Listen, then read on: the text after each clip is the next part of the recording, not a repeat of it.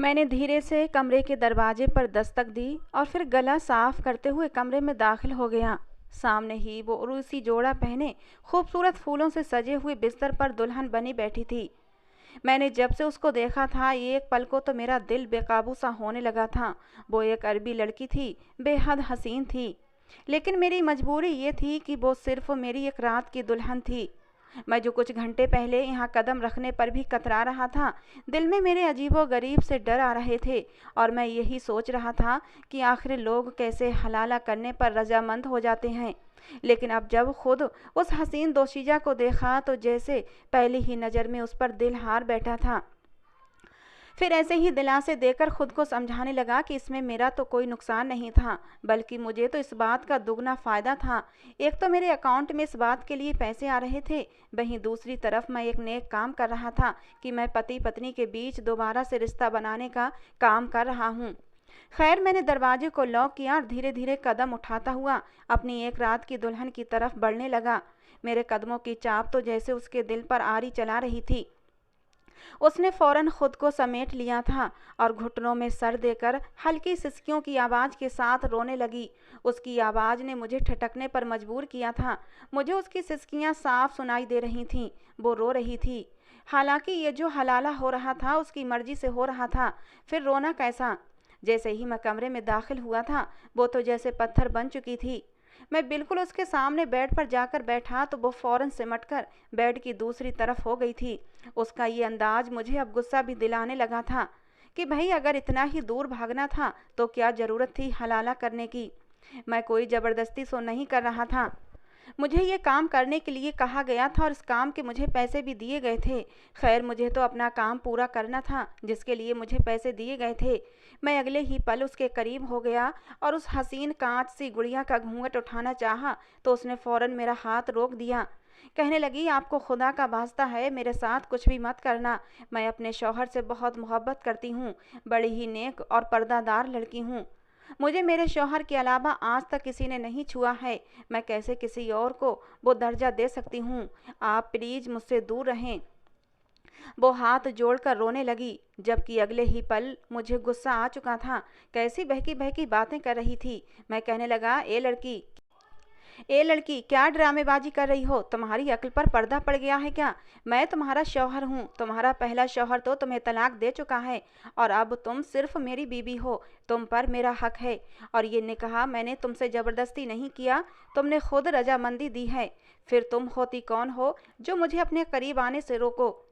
इस वक्त मेरे जज्बात पूरे आबोताब से जागे हुए थे। उस खूबसूरत और नाजुक सी लड़की को बाहों में लेने के लिए मेरा दिल मचल रहा था और वो थी कि नखरे दिखा रही थी। मैंने उससे कहा कि मैं तुम पर पूरा हक रखता हूँ और हलाला कैसे होता है ये तुम भी अच्छी तरह जानती हो। मेरी बात सुनकर वो बिल्कुल खामोश हो चुकी थी और फिर थोड़ी ही देर बाद रोने लगी। मगर अगले ही पल मैं उसके बंधे हुए हाथ पकड़ लिए। उसके नरम मुलायम हाथ तो जैसे मुझे अलग ही दुनिया में ले जा चुके थे। मैंने उसका हाथ अपने हाथों में कसकर दबा लिया और मुंह दिखाई के लिए अंगूठी पहनाना चाही, जो कि उसके पुराने अरबी शौहर ने मुझे खुद लेकर दी थी, क्योंकि अरबियों में ये ख़ास रस्म थी कि बीबी को सबसे पहले मुंह दिखाई में अंगूठी जरूर पहनाई जाती थी। वो खामोशी से ये सब कुछ देखती रही। अगले ही पल मैंने उसका घूंघट उठाया तो वो दुल्हन बनी खूबसूरत सी गुड़िया मेरे सामने थी। हाँ, रोने की वजह से उसका काजल काफ़ी ख़राब हो चुका था, लेकिन उसके हसीन रूप पर वो फैला हुआ काजल उसके हुस्न को चार चांद लगा रहा था। वो अरबी लड़की थी, मैं भी पठान था और पठान भी खूबसूरत ही होते हैं, बल्कि बला के हसीन हुआ करते हैं। मगर ये अरबी लड़की तो क़यामत ढा रही थी। मैं था भी एक हुस्न परस्त मर्द और मैं खुद भी अच्छी शक्ल सूरत का नौजवान था। इससे पहले कि मैं उसके हुस्न की तारीफ़ें करता कि तभी मोबाइल बजा। ये मोबाइल मेरा था और इस वक्त उसकी रिंगटोन बजने पर मुझे तेज़ गुस्सा आ चुका था। मैंने मोबाइल निकाला तो किसी अननोन नंबर से कॉल आ रही थी। जैसे ही फ़ोन कान से लगाया तो एक भारी आवाज़ गूंजी, गुलरेज खान, हिना खान को फ़ोन दो, अभी के अभी। मुझे उससे बहुत ज़रूरी बात करनी है। ये तो हिना का पुराना शौहर था जिसकी वजह से वो हलाला करने के लिए मेरे पास आई थी। मैंने कड़ी नज़र हिना पर डाली तो वो सहम चुकी थी। मैंने उसकी तरफ मोबाइल बढ़ाया और फ़ोन स्पीकर पर डाल दिया। जैसे ही हिना ने फ़ोन स्पीकर पर देखा तो मुझे हैरत से देखने लगी, लेकिन उस वक्त वो मेरी बीवी थी, चाहे एक रात की ही, लेकिन थी तो मेरी गैरत। मैं चाहता था कि उस आदमी की बात मैं भी सुनूं। कांपती हुई आवाज़ में हिना ने जवाब दिया तो वो आदमी उससे कहने लगा, देखो हिना, मैं जानता हूँ कि मुझसे बहुत बड़ी गलती हो गई है और तुम इस बात पर बिल्कुल भी राजी ना थी कि हलाला किया जाए, लेकिन तुम ये भी जानती हो कि मैं तुमसे कितनी मोहब्बत करता हूँ। अब हलाला करना भी हमारे लिए ज़रूरी है ताकि हम अपना रिश्ता वापस जोड़ सकें। देखो, मैं तुमसे बहुत मोहब्बत करता हूँ, इसलिए तुम मेरी मोहब्बत की खातिर आज की रात इस पठान लड़के के साथ गुजार लेना। मैं जानता हूँ कि आज की रात तुम्हारे लिए किसी आजमाइश से कम नहीं। मुझे तुमसे कोई गिला नहीं होगा, बस हलाले की तमाम शर्तों को लाजमी पूरा कर देना। उसका पुराना शौहर उसे ये सब कुछ समझा रहा था और वो अपने मुंह पर हाथ रखे अपनी हिचकियां रोक रही थी। गुस्से से मेरे कानों की लबें तक सुर्ख हो चुकी थीं। वो कौन होता था हिना को इजाज़त देने वाला? अगले ही पल उसने मोबाइल वहीं बेड पर पटक दिया और चेहरे पर हाथ रखकर फूट फूट कर रोने लगी। उस वक्त पता नहीं क्यों मुझे हिना पर तरस आ गया था। पता नहीं ये मर्द जात औरत पर इतना जुल्म क्यों करती है। हालांकि मैं भी एक मर्द था, लेकिन मेरी सोच और मर्दों से अलग थी। 3 शब्द तलाक के मुंह से निकाल दो, उसके बाद हलाले के नाम पर उसे किसी के भी सामने पेश कर दो। मैं धीरे धीरे हिना के करीब चला गया और उसे अपनी आगोश में भरकर उसे तसल्ली देने लगा। मेरा तसल्ली भरा स्पर्श पाकर वो भी पिघल गई थी और मेरे सीने पर सर रखकर रोती चली गई। मैं भी उसे काफ़ी देर तक तसल्ली देता रहा और फिर जिस मकसद के लिए शादी की गई थी वो मकसद भी पूरा करना था, यानी कि हलाला करना ज़रूरी था। और मैंने हिना के साथ वो सब कुछ किया जो एक मियाँ बीवी का रिश्ता होता है। हालांकि जब मैंने हिना को छुआ था तो पहले पहले उसने इनकार भी किया, लेकिन फिर हालात की नज़ाकत को देखते हुए उसने अपने आप को बचाना छोड़ दिया था।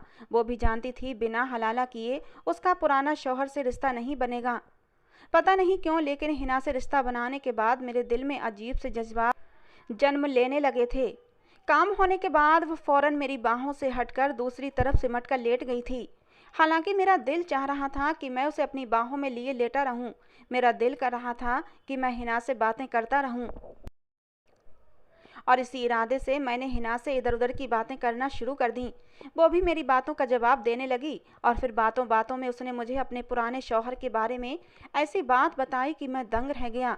उसने खुलासा किया कि मेरा शौहर मुझे कई बार मैं एक अफ़गानी पठान हूँ, लेकिन गरीब फैमिली से ताल्लुक़ रखता हूँ। मुझसे बड़ी 2 बहनें बैठी हुई हैं शादी के लिए, लेकिन दहेज की कमी के चलते उनकी शादियाँ नहीं हो पा रही थीं।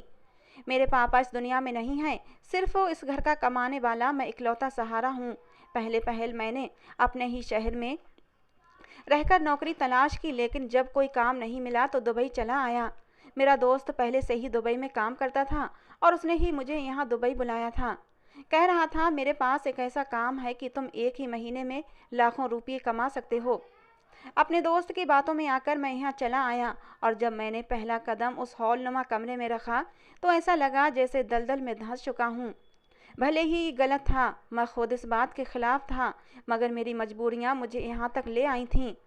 हवा में ठंडी नमी घुली हुई थी, मगर मेरे चेहरे पर पसीने की बूंदें साफ चमक रही थीं। अपनी 26 साल की ज़िंदगी में मैंने किसी भी लड़की को टच नहीं किया था और आज जिस काम के लिए आया था वो काम ही ऐसा था, तलाकशुदा अरबी औरतों से हलाला करना, और उसके बदले मुझे एक ही रात के 70,000 रुपये मिल रहे थे। मैंने दिल को समझाया कि जब यहाँ तक आ चुका हूँ तो आगे जाने में भी कोई हर्ज ना था। मुझे यहाँ लाने वाला मेरा दोस्त, जिसका नाम जमाल खान था, वो मेरी बदहवासी देखकर मुझे घूर कर देखने लगा, जैसे कह रहा हो कि अब चलो भी, सोचते रहे तो घर पर तुम्हारी दोनों बड़ी बहनें शादी के इंतजार में बूढ़ी हो जाएंगी। मैंने हॉल में एक नज़र दौड़ाई तो मुझ जैसे कई नौजवान लड़के आपस में हंस बोल रहे थे। उन्हें तो कोई फ़र्क ही नहीं पड़ता था, शायद ये भी उनकी नज़र में एक नेक काम था कि वो हलाला कर रहे थे। मुझे मेरा दोस्त राहदारी से गुजारता हुआ एक कमरे में ले आया, जो कि वहाँ का दफ्तर समझा जाता था। ये हलाला सेंटर था जिसे एक घर में बनाया गया था और यहाँ बड़ी राजदारी से अरबी औरतों का हलाला करवाया जाता था। जब ये बात मुझे मेरे दोस्त ने कही थी तो मुझे ये सुनकर बड़ी हैरत हुई थी कि अरबी औरतें अफ़गानी मर्दों से ही क्यों हलाला करवाना चाहती हैं। मैंने ये सवाल जब अपने दोस्त से किया तो मेरा दोस्त मुस्कुराने लगा और कहने लगा, जब तू किसी अरबी औरत के साथ हलाला करेगा तो तुझे पता चल जाएगा। मेरा दिल इस काम के लिए मुतमईन नहीं था, क्योंकि मैं इतनी तो जानकारी रखता था कि तलाक क्या होता है और हलाला किसे कहते हैं। लेकिन मैं पिछले कई महीने से बेरोजगार था, मेरे पास इतने पैसे भी न थे कि वापस अफ़गानिस्तान चला जाऊं। इसीलिए मैंने खुद को इस बात के लिए तैयार कर लिया कि बस इतने पैसों का इंतजाम हो जाए कि वापस अफ़गानिस्तान चला जाऊं और फिर लौट कर इस दलदल में कभी नहीं आऊँगा। वहीं कोई छोटा मोटा काम करूँगा, लेकिन ये गंदा काम हरगिज नहीं करूँगा। खैर, मैं अपने दोस्त के साथ दफ्तर में दाखिल हुआ तो सामने एक भारी भरकम शरीर वाली अरबी खातून बैठी थी, जिसने सर से पैर तक लेकर नीले रंग का अबाया पहना था और चेहरे पर मेकअप थोपा हुआ था। मेरे दोस्त ने ही मेरी यहाँ रजिस्ट्रेशन करवाई थी। अभी मैं वहीं सर झुकाए उंगलियां मरोड़ रहा था, क्योंकि मैंने आज तक ऐसा माहौल नहीं देखा था। हमारे पठानों में तो बीवी को कभी तलाक नहीं देते, चाहे कुछ भी हो जाए, मगर हमारे यहाँ तो ये गैरत का मामला हो जाता है। हम पठान अपनी बीवी पर किसी गैर की नज़र भी बर्दाश्त नहीं करते। मैं अपनी ही सोचों में गुम था कि तभी एक धड़ाके की आवाज़ के साथ दरवाज़ा खुला। काले बुर्के में एक नौजवान लड़की और एक मर्द अंदर दाखिल हुए, जिन्हें उस अरबी मैडम ने एक तरफ बैठने का इशारा कर दिया और हमसे कहा कि आप लोग बाहर जाएं। हम दोनों वहाँ से बाहर निकल आए। जिन लड़कों के पास मैं बैठा था वो भी अफ़गानी ही थे। उनमें से कहने लगा, मैं अब तक 15 हलाले कर चुका हूँ। हर हलाले का मुझे अफ़गानी 70,000 मिलता है। मुझे यहाँ काम करते सिर्फ 2 महीने ही हुए हैं। ये सुनकर तो मैं हैरत में डूब गया था कि 15 हलाले। मैं सोचने लगा कि जो कुछ मैंने हलाला के बारे में सुना है उसमें तो ऐसा कुछ भी नहीं होता कि इस हलाला सेंटर में जो हो रहा था। तभी एक लड़का मुझे बुलाने के लिए आया। मैं जैसे ही दोबारा दफ्तर में दाखिल हुआ तो अरबी मैडम ने हाथ में पकड़े पेन के इशारे से कहा, ये लड़का हलाले के लिए ठीक रहेगा। वो बुर्का पहनी हुई लड़की तो सिसक सिसक कर रो रही थी और बार बार साथ बैठे आदमी का बाजू पकड़कर उससे ना जाने क्या कह रही थी। वो लड़का उसे घूर कर चुप करवा देता। मेरे हाथ पांव भी जैसे कांप रहे थे। मेरे लिए ये काम बड़ा ही मुश्किल था, लेकिन जब यहाँ तक आ चुका था तो पैसों की खातिर हलाला करना भी जरूरी था। उसका शौहर उसे अपने पास बिठाकर समझा रहा था। उसकी हालत तो मुझसे भी खराब लग रही थी, जैसे अंदर ही अंदर बहुत सी बातें उसे परेशान कर रही हों। मैंने एक नज़र उस लड़की को देखा, फिर वहाँ पर एक मौलवी को बुलाया गया और उन्होंने मेरा उस लड़की के साथ निकाह कर दिया। उसका पुराना शौहर वहाँ सामने बैठा बड़ी खुशी से हमें देख रहा था। उसके चेहरे पर अजीब सी चमक थी। मुझे हैरत हो रही थी, कैसा शौहर है। उसकी बीवी आज की रात किसी और की बाहों में होगी और वो बैठा मुस्कुरा रहा था। गैरत नाम की चीज़ नहीं थी उसके अंदर। फिर मैंने सोचा, अगर गैरत नाम की चीज़ होती तो फिर तलाक ही क्यों देता। एक नज़र रोती ससकती उस लड़की पर डाली जिसका नाम हिना खान था। उसके खूबसूरत दूधिया हाथ ही मुझे दिखाई दे रहे थे। इतनी खूबसूरत नाजुक सी लड़की पर क्या जुल्म तोड़े थे उसके शौहर ने, पता नहीं क्यों, लेकिन मुझे तो अपने फैसले पर ही पछतावा हो रहा था कि आखिर मैं यहाँ क्यों आया, हलाला सेंटर क्यों चला आया। जब निकाहनामे पर साइन हो चुके तो वो लड़की फूट फूट कर रोने लगी। उसकी रोती हुई आवाज़ पर मैंने जैसे ही उसके चेहरे की तरफ ध्यान दिया तो एक पल के लिए मैं पलकें झपकाना भूल चुका था। इतनी खूबसूरत लड़की तो मैंने पूरे पठान कबीले में नहीं देखी थी। मैं तो जैसे हर चीज़ से बेगाना उसके चेहरे को फटी फटी आंखों से देखने लगा। वो रोते हुए भी गुलाबी गुड़िया लग रही थी। फिर एक नज़र सामने उसके पुराने शौहर पर डाली। कैसा शौहर था जो इतनी खूबसूरत बीवी को तलाक दे चुका था। मुझे तो अब उस पर गुस्सा आने लगा था। उस लड़की का मुझसे निकाह हो चुका था तो वो शिकायती नज़रों से अपने शौहर की तरफ देख रही थी और उसके शौहर के चेहरे पर मुस्कुराहट थी। कहने लगा, फिक्र मत करो, बस 1-2 दिन की बात है, उसके बाद वैसे भी तुमने लौट कर मेरे पास ही आ जाना है। ये अल्फाज कहते हुए उस इंसान ने मेरे चेहरे की तरफ देखा था। मेरी गैरत पर तो जैसे तमाचा लगा था। मुझे तो अपने वजूद से घिन आने लगी थी। यहाँ तो रिवायत का मजाक बनाकर रख दिया गया था। भला ऐसे थोड़ी होते हैं हलाले। जब मर्जी करे 3 शब्द तलाक के बोल दो और जब मर्जी करे उसे हलाले के नाम उसके ऊपर जुल्म के पहाड़ तोड़ दो। जैसे यहाँ पर हमारे समाज में ये बात अब रिवाज बन चुकी थी। क्यों औरत को पाँव की जूती समझा जाता है। जब दिल करे उसे तलाक दे दो और जब दिल करे उसे दूसरे मर्दों के पास रातें गुजारने के लिए भेज दो और फिर दोबारा से उसे अपनी ज़िंदगी में शामिल कर लो। कभी उस औरत से पूछा है कि उस पर क्या गुजरती है। मगर मुझ जैसे मजबूर लड़का कभी कभी मजबूरी की वजह से भी ये काम करने पर मजबूर हो जाया करते हैं। खैर, वो मेरे साथ एक दिन के लिए विदा होकर आ चुकी थी। वो मेरी बीवी थी, मैं उस पर हक रखता था।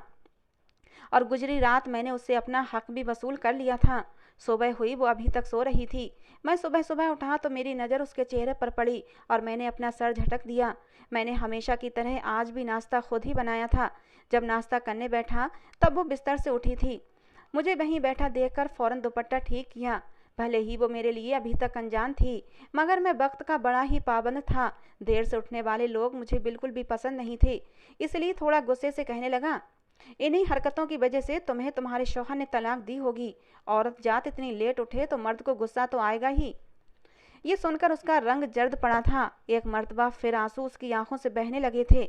मेरा तंज शायद उससे बर्दाश्त नहीं हुआ था। वो उठकर वॉशरूम चली गई थी, लेकिन उसकी आंखों में चमकते आंसू मेरे दिल को बेचैन कर गए थे। मैंने खुद को भला बुरा कहा कि क्या ज़रूरत थी उसे डांटने की। वो बेचारी तो पहले ही इतना परेशान है। मैंने सोचा था कि बस वक्ती लगा होगा उसे, अपना काम पूरा करके उसको तलाक दे दूंगा। इसलिए बगैर कोई खुशफहमी पाले उसके साथ सख्त रवैया रख रहा था। मगर जब वो नहाकर आई तो उसका निखरा रूप देखकर मेरा दिल फिर से बेईमान हुआ था। मुझे लग रहा था कि मेरा दिल उसकी तरफ खिंचा चला जा रहा है। बालों से पानी की बूंदें उसके गालों पर ऐसे लग रही थीं जैसे मोती चमक रहे हैं। उसका हुस्न शीशे की तरह चमक रहा था। उसे देखकर मुझसे रहा न गया। मैं सोफे से उठकर उसके पास आ गया और अपनी उंगलियों से उसके गाल पर आए पानी को साफ करने लगा और बेख्तियार मेरे ओंठ उसके गर्दन पर जाकर टिक गए थे। वो फौरन से 2 कदम पीछे हटी थी। कहने लगी, आप हलाला कर चुके हैं, इसलिए अब मुझसे दूर रहें। मैंने उसे गौर से देखा। एक ही रात में वो मुझे इतनी अपनी अपनी सी लगने लगी थी कि मेरा जी चाहा कि अपनी बात से मुकर जाऊं। मेरा दिल अब उसे पाने की जिद करने लगा था।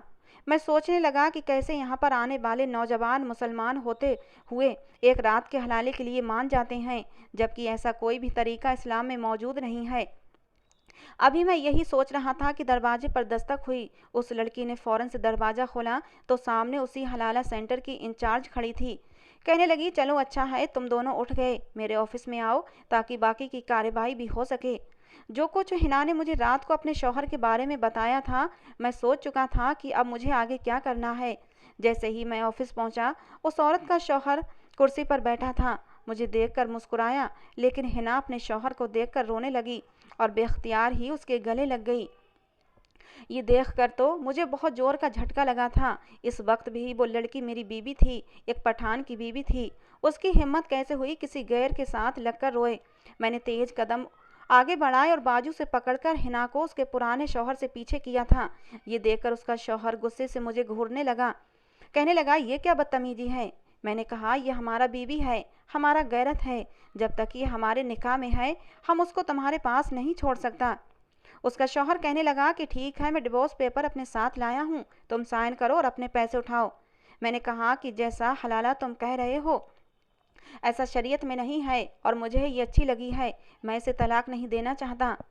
मेरी बात सुनकर हलाला केंद्र की इंचार्ज औरत और वो अरबी नौजवान यानी हिना का शौहर गुस्से में मुझ पर बरस पड़े कि हमारी तुमसे यही बात तय हुई थी कि तुम एक रात गुजारोगे और अगले ही दिन सुबह तलाक हो जाएगी, और उसके पैसे भी तय हुए थे।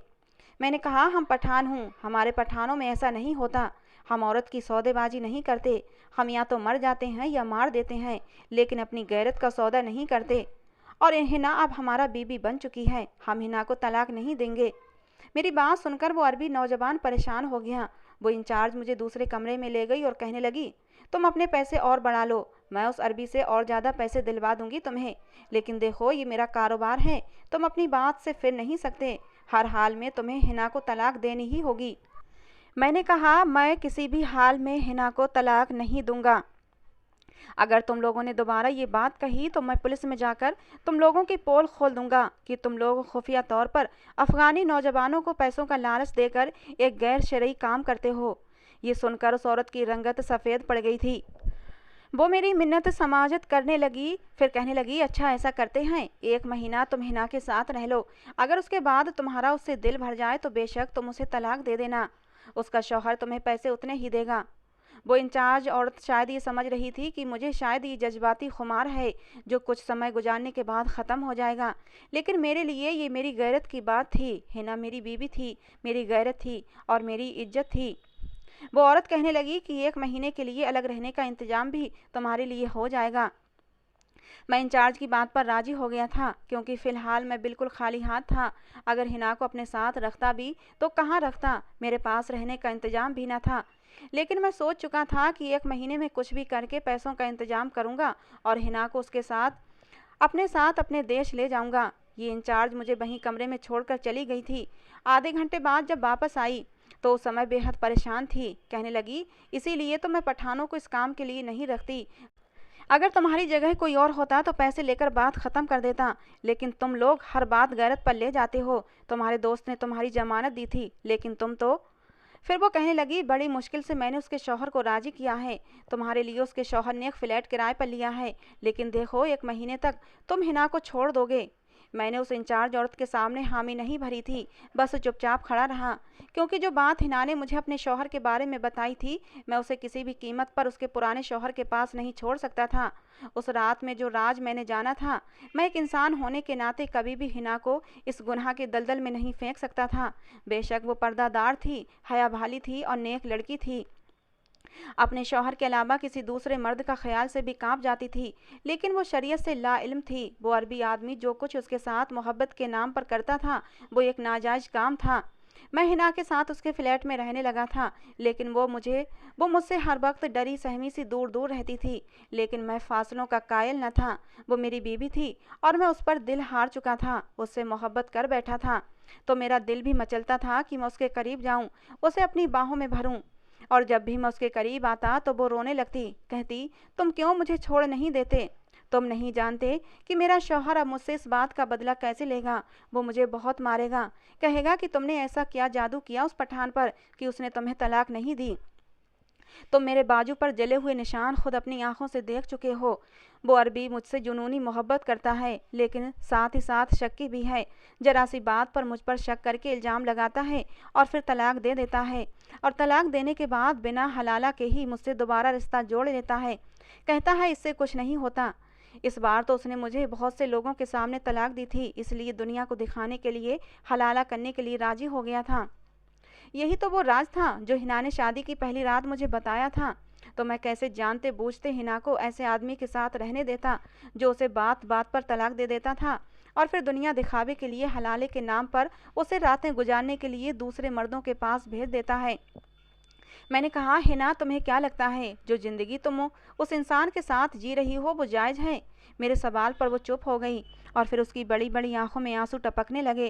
कहने लगी, मैं एक गरीब लड़की हूँ। वो अरबी मुझे यतीम खाने से निकाह करके लाया था।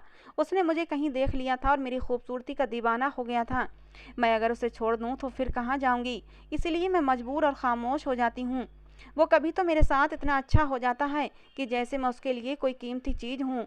कभी वो ऐसी हैवानियत पर उतरता है कि मैं तड़प कर रह जाती हूँ। वो मुझे कई बार तलाक दे चुका है, लेकिन कहता है कि यूँ तलाक नहीं होती, क्योंकि मैं उस समय गुस्से में था। मैंने कहा, मैं बहुत दीनदार इंसान नहीं हूँ, लेकिन इतना तो जानता हूँ, बेशक गुस्सा हराम है, लेकिन गुस्से में दी गई तलाक भी तलाक हो जाती है, क्योंकि वो इंसान इतना होशमंद होता है कि उसे मालूम होता है कि वो तुम्हें तलाक दे रहा है। तो अगर तुम उस इंसान के साथ ऐसे ही ज़िंदगी गुजारना चाहती हो तो ठीक है, वरना तुम्हारी मर्जी। जो इंसान तुम्हें एक बार ठीक से नहीं बचा सका, वो तुम्हें बाद में कैसे बचाएगा? वो कहने लगी, मुझे समझ नहीं आ रहा कि मैं क्या करूं। अगले ही दिन मैं उसे खाना काबा ले गया। वहां जाकर मैंने यही दुआ की कि हमें नेक राह पर चलने की ज़िंदगी अता फरमाए और गुनाहों से बचने की तौफीक अता करे। मैं नहीं जानता था कि मेरे उठाए जाने वाले अगले कदम का अंजाम क्या होगा, लेकिन मैं पुलिस स्टेशन जाकर सारी बात बता चुका था। पुलिस ने उस हलाला सेंटर पर छापा मारा और सब लोगों को पकड़ लिया।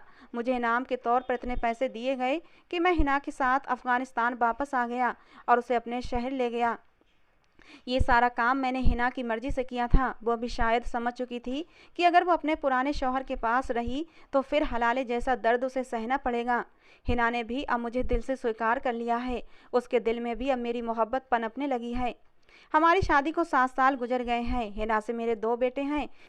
वो मेरे साथ बहुत खुश है और कहती है कि अगर तुम मुझे सीधा रास्ता न दिखाते तो मैं अब तक मजबूरन गुनाहों की ज़िंदगी गुजार रही होती। मेरा पुराना शौहर मुझसे ना जाने कितनी बार हलाला करवाता। हमारा समाज न जाने किस राह पर चल पड़ा है। हलाले के नाम पर होने वाले गुनाह को सभी नेक काम समझकर किए जा रहे हैं, हालांकि ये बहुत गलत काम है। कमेंट सेक्शन में बताएं हलाला आपकी नज़र में क्या है। तो दोस्तों ये थी आज की हमारी कहानी। आपको कैसी लगी ज़रूर बताना। पसंद आई हो तो प्लीज़ लाइक करना। रोज़ एक नई कहानी सुनने के लिए हमारे चैनल को भी सब्सक्राइब करना। कहानी को अंत तक सुनने के लिए आप लोगों का बहुत बहुत धन्यवाद दोस्तों। मिलते हैं अगली किसी नई कहानी के साथ।